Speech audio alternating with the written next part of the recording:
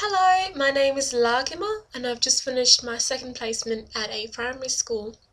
I was very fortunate to not be presented with any ethical dilemmas while I was there.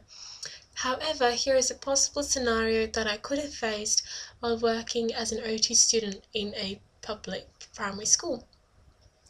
As an OT student in a Curtin IP team, I am expected to complete a teacher's prioritization tool for one of my clients, Mia, who was referred to the team for poor handwriting skills with some visuospatial concerns.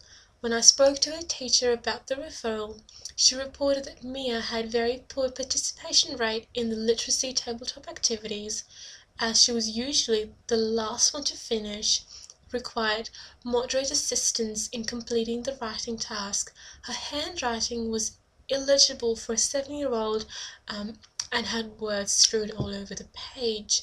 She reported this was the most important area for Mia to improve on, and hence the goal was set for me to improve Mia's participation in literacy tabletop activities by improving her fine motor and visuospatial skills.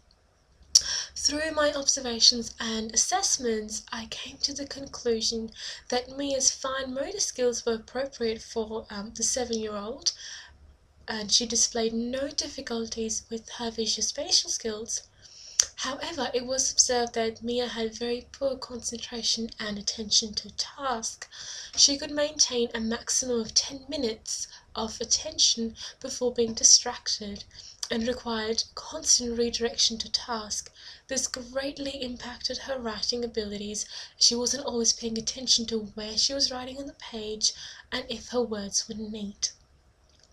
When I talked to the teacher about my findings, she was still quite confident that the concentration was being affected by her fine motor skills and that I should continue working on improving her fine motor skills and maybe the visuospatial skills. This becomes an ethical issue for me because as a OT student, I am still meant to follow the ethical code of conduct, which asks me to make appropriate evaluations of my assessments so that I could plan a suitable intervention goal for Mia. By not doing so, I'm violating the beneficence code of the ethical principles. And it's really important for me as an OT student to be person-centered and make sure that my assessments actually assist me in making a suitable goal for Mia. Furthermore, having two professionals with very different ideas on what is causing Mia's decreased participation will greatly impact the service that she receives. The way I would handle this is by being very patient with the teacher and being very professional in my approach.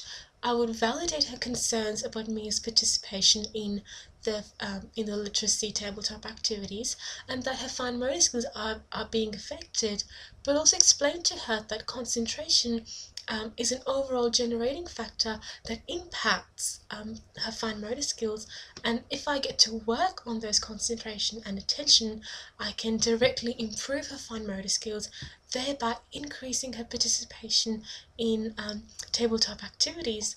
By explaining it in such a manner, I'll be displaying my scientific reasoning and knowledge of sensory processing and how that impacts different areas of Mia's life.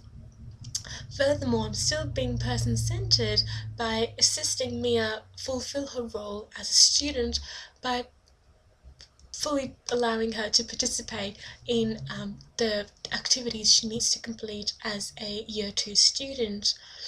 So these are some of the things I would do if I was faced with such an ethical dilemma. Thank you.